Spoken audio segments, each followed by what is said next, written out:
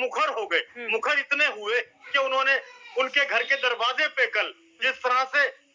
मिठाई बांटी थी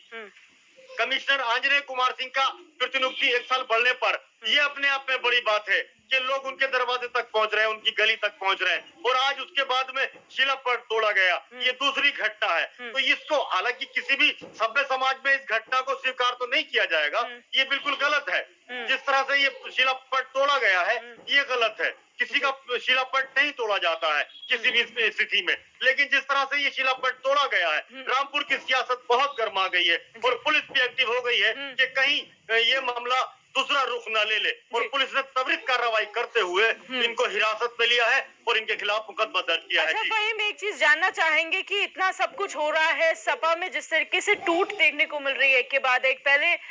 आजम खान पर कार्रवाई होती है, फिर अब्दुल्ला आजम खान पर कार्रवाई होती है, दोनों की विधायकी रद्द कर दी जाती है, वोट देने का अधिकार छीन लिया जाता है, फिर उसके बाद जो स्वामी प्रसाद मौर्य है वो अपने बयान को लेकर विवादों में घिरते नजर आ रहे हैं। ये जो टूट एक तरीके से दिख रही है, विवादों में घिरती नजर आ रही है सपा, जो मुखिया है सपा के, उनका क्या रुख है इस पूरे मामले में? देखिए, मैं आपको बता दूं कि जिस तरह से स्वामी प्रसाद मौर्य ने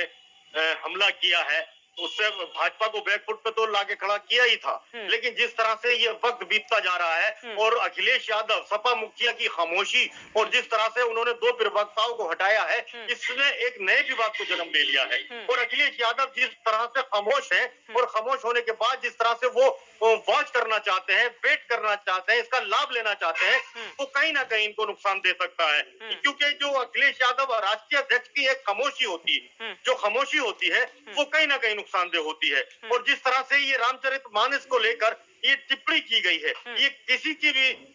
तौर पर किसी भी तरीके से इसको ठीक नहीं ठहराया जा सकता, क्योंकि ये एक धार्मिक ग्रंथ के ऊपर टिप्पणी है और टिप्पणी किसी भी धार्मिक ग्रंथ के ऊपर हो वो अच्छी नहीं मानी जाती। उसको आम आदमी अच्छा नहीं मानता, चाहे वो राजनीतिक दल कोई सा भी हो, लेकिन इसको अच्छा नहीं माना गया, तो कहीं ना कहीं इसका नुकसान समाजवादी पार्टी को भी होगा। और अखिलेश यादव की जो खामोशी है, कहीं उनको पिछले चुनावों की तरह यहाँ डुबो ना दे, ये देखने वाली बात होगी। क्योंकि रामपुर के अंदर भी मैं आपको बता दूं कि रामपुर के अंदर बहुत जल्दी आप सुनेंगी कि उपचुनाव का ऐलान आयोग की तरफ से किया गया, तो यहाँ चुनाव बिल्कुल तैयार है। और उसके बाद कहीं हाजिर फिर पहले जैसे चुनावों का ना हो, जैसे कि लोकसभा में आजम खान की सीट जैसे ही गई थी उसके बाद में बहुत बुरे